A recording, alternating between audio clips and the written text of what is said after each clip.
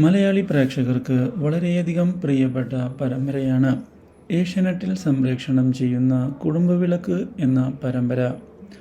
TRP റേറ്റിംഗിൽ 1-ാം സ്ഥാനത്തേക്ക് കുടുംബവിളക്ക് എന്ന പരമ്പരയുടെ 2ാമത്തെ സീസൺ കുതിച്ച് എത്തിയിരിക്കുകയാണ്.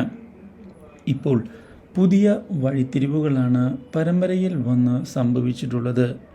ഒടുവിൽ വർഷങ്ങൾക്ക് ശേഷം പ്രതീഷിനെ അനിരുദ്ധ് ജയിലിൽ പോയി കണ്ടിരിക്കുകയാണ്. അവിടെ വെച്ച് കാര്യങ്ങൾ ചോദിച്ച് മനസ്സിലാക്കുന്നതിനായി തയ്യാറാവുകയാണ് അനിരുദ്ധ്.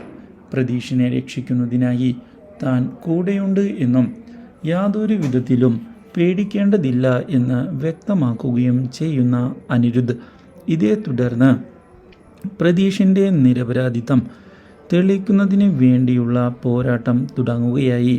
പക്ഷേ തനിക്കിനി യാതൊരു പ്രതീക്ഷയും ഇല്ല എന്ന് പ്രതീഷ് വ്യക്തമാക്കിയിരിക്കുകയാണ്. പക്ഷേ അനിരുദ്ധ് വക്കീലിനെ ചെന്ന് കാണുകയും പ്രതീഷിന് വേണ്ടി വീണ്ടും വാദിക്കണം എന്നുള്ള ആവശ്യം ഉന്നയിക്കുകയും ചെയ്തിരിക്കുകയാണ്. എന്നാൽ ഇതേ സമയം ഞെട്ടിക്കുന്ന പുതിയൊരു വഴിത്തിരിവാണ് സുമിത്രയുടെ ജീവിതത്തിലേക്ക് കടന്നു വരുന്നത്. സുമിത്ര ഒടുവിൽ തിരിച്ചറിഞ്ഞിരിക്കുകയാണ് പ്രതീഷ് ജയിലിലാണ് എന്നുള്ള യാഥാർത്ഥ്യം.